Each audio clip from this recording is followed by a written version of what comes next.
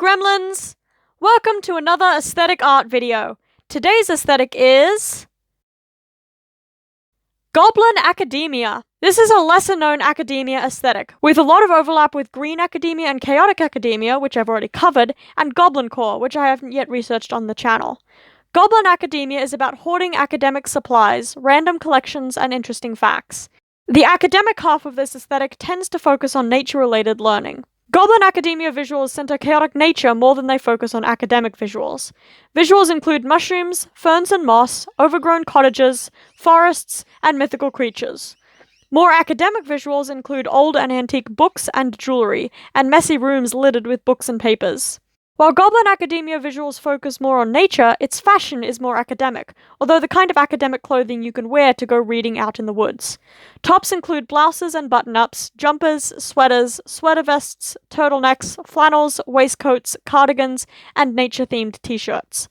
Bottoms include high-waisted pants or shorts with a leather belt, worn overalls, customized jeans, especially with patches, and pleated skirts. Most Goblin Academia shoes are various styles of boots, from rain boots to chunky leather boots to hiking boots. A regular academic outfit can be upgraded into the Goblin territory with the addition of accessories.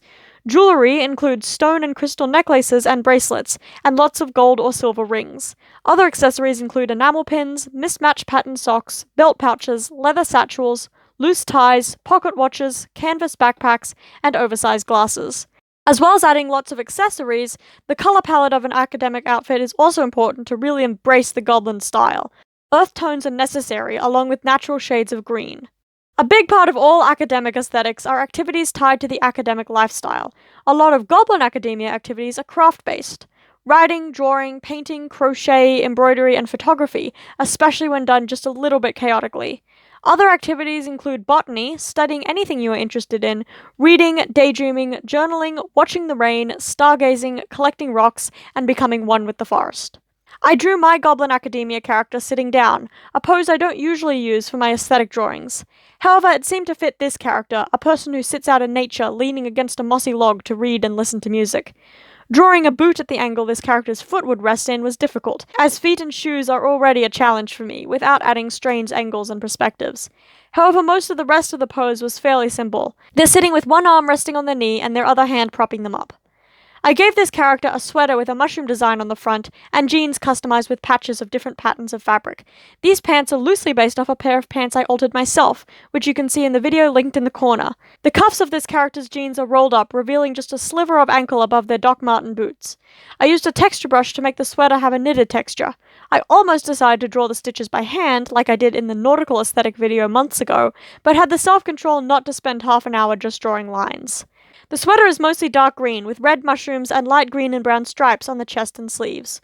The jeans are blue, with earth-toned patches. My favorite patch design is the one with the sunflower pattern. A book is lying open on the grass beside this character, an old book with mushrooms on the cover. The character has wired headphones attached to a phone, also lying on the grass.